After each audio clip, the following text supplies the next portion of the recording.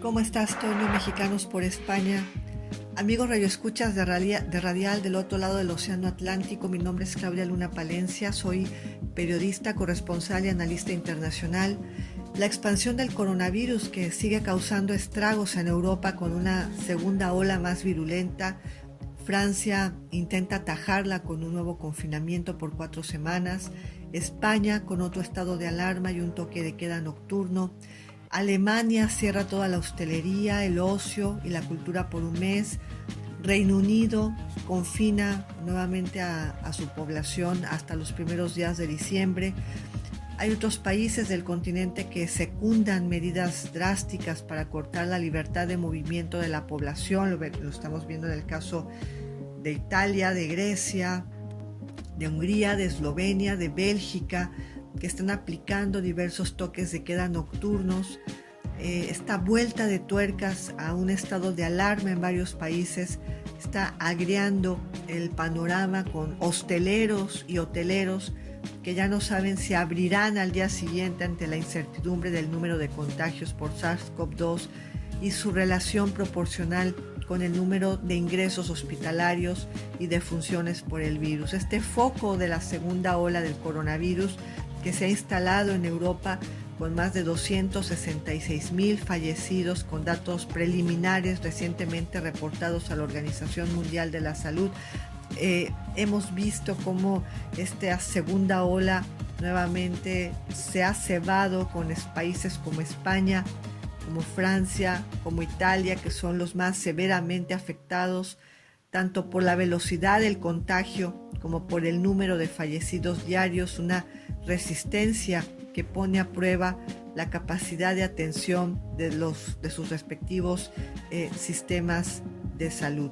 Y preocupa, en la medida, también, hace algunos días, la propia Ursula von der Leyen, presidenta de la Comisión Europea, asumió que la amenaza de la segunda ola será brutal porque toma al continente europeo en ascenso y entrando al invierno con nevadas y bajadas de temperatura considerables, mezcladas además con la epidemia de la gripe estacional.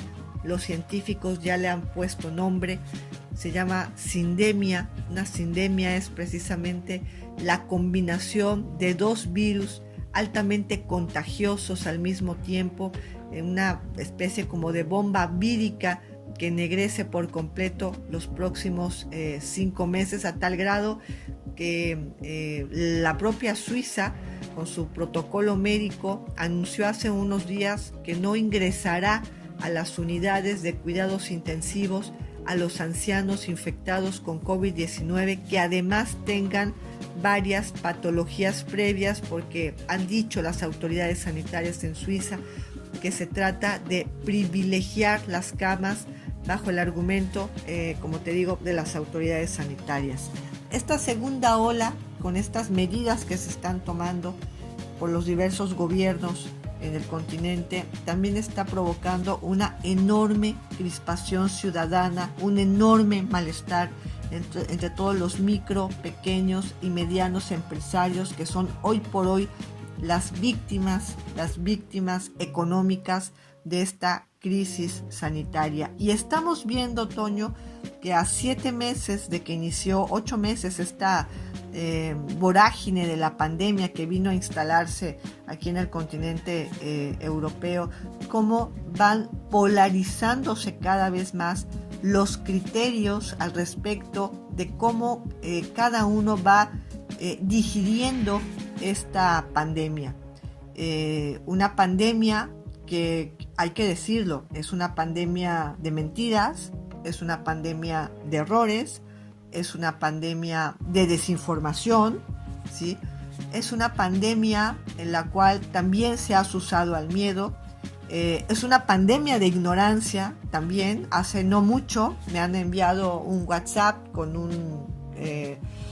una grabación, no sé de quién, por supuesto, porque como vivimos en la sociedad de la información, pues ahora estamos también en una guerra informativa, una guerra desinformativa, eso creo que es lo mejor dicho, en la que pues había un supuesto médico que decía que si te tomabas 3 tés al día, ¿no? Con 3 tés de manzanilla y otro de cola de caballo, estabas totalmente protegido contra el coronavirus. Ha sido también una pandemia de ignorancia y una pandemia muy politizada también en diversos países. Uno de estos países es precisamente España, en los cuales pues hay partidos políticos que cada uno ha intentado sacar su tajada al respecto de cómo manipular a la gente, a la población en esta pandemia, ¿no? Hemos visto, primeramente yo sí quiero señalar que en mi caso, como periodista, yo como periodista siempre he defendido que el periodismo es una ventana, debe de ser una ventana transparente de información entre el análisis de las noticias, entre la búsqueda de la veracidad de la información, de los hechos y de los sucesos y el público, a la gente a la que le tiene que llegar esa información. Un periodista no puede ser un instrumento de ningún partido político ni de ningún gobierno. Y en este caso hemos visto que, por supuesto, en la medida que se ha ido polarizando las opiniones políticas, también se han ido polarizando al mismo tiempo la información o desinformación que se da al respecto de esta pandemia. Por un lado, la ultraderecha con Vox ha llevado a cabo pues una serie obviamente de guerra mediática desde diversos canales de comunicación y utilizando también pues a diversos periodistas para lanzar críticas no solo pues contra George Soros, contra pues una serie de personajes mundiales, ¿no? También lo han hecho para señalar pues aspectos conspiranoicos en el tema de la pandemia, ¿no? Es decir, aquellos que argumentan pues que la pandemia es producto de un complot para socavar las libertades de las personas, para mantenernos encerrados como ratas en nuestras casas y para que los gobiernos hagan de nosotros lo que quieran, sobre todo para empobrecernos. Eso dice el complot de la ultraderecha. La pandemia es un complot para quitarnos nuestras libertades, para llevarnos al comunismo. Eso es lo que dice la ultraderecha.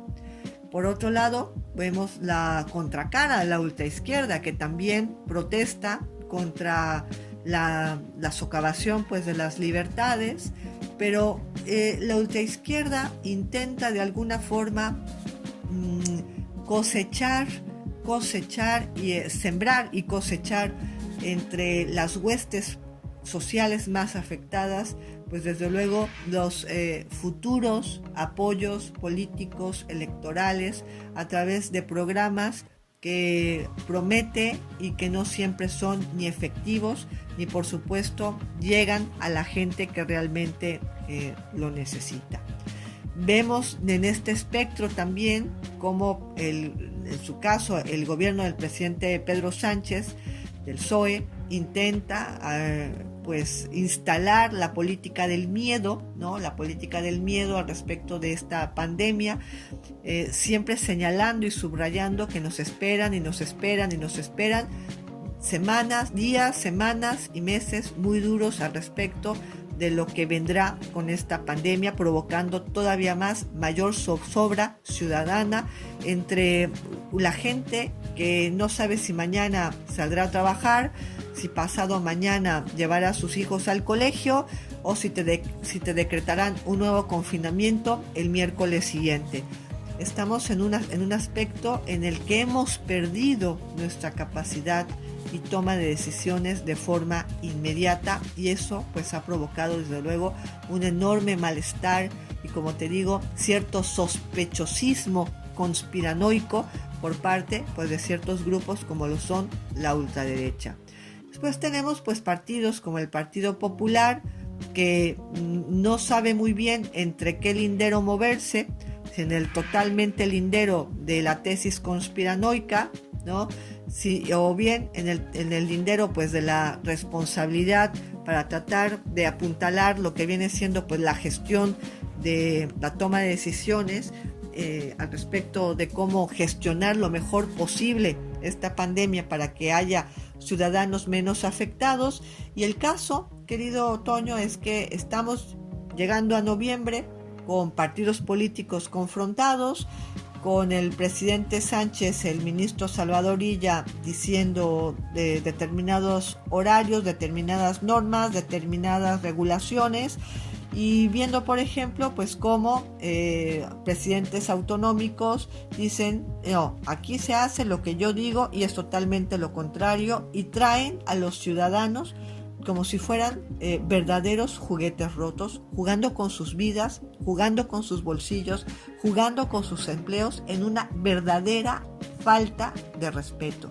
Yo no sirvo a ningún amo, no soy una periodista que hable en un micrófono porque me lo ha pedido como aval algún político o algún partido.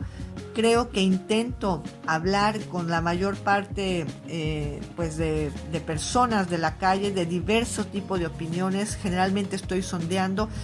Por supuesto, hay quienes me han dicho, ¿por qué no hablas de la tesis conspiranoica? Que esto es una conspiración para acabar con el mundo, para acabar con las libertades, para meternos en las calles, meternos en nuestras casas. Si yo encontrase pruebas de que esto en efecto es una conspiración política para socavar nuestras libertades, por supuesto que lo hablaría. Lo que no puedo es hablar de oídas o repetir lo que dicen pues otros periodistas o medios de comunicación que sirven a la ultraderecha o que sirven pues a otro tipo de partidos políticos. Creo que como ciudadanos estamos verdaderamente, primero, desinformados y agotados. Y ese agotamiento conduce, desde luego, pues al que la gente diga, estamos hartos, queremos continuar con nuestras vidas. Hay una sociedad ya incrédula respecto de lo que se le dice, porque esta pandemia ha tenido también mucha desinformación y ha tenido mucha estupidez.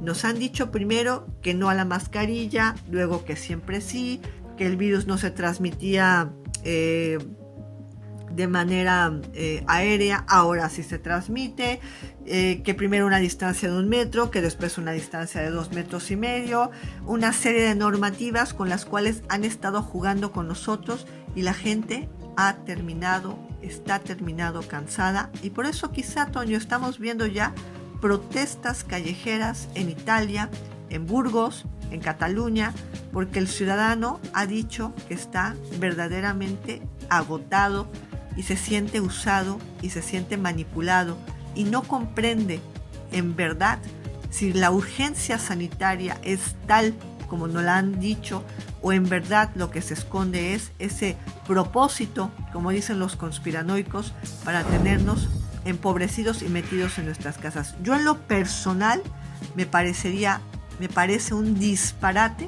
creer que una mañana de un día de la semana Merkel, Macron, Sánchez, Conte y compañía se reunieron para ponerse de acuerdo para arruinar Europa, mandando a su población, a cada país, a sus casas, con el pretexto de un virus inexistente o de una urgencia sanitaria, pues a lo mejor no tan grave como nos la han dicho. A mí me parece que no hay un líder que quisiera que Europa fuera un menor protagonista mundial, un pedazo de continente cada vez más pequeño, un protagonista cada vez con menor peso y preponderancia en la geopolítica y en la geoeconomía.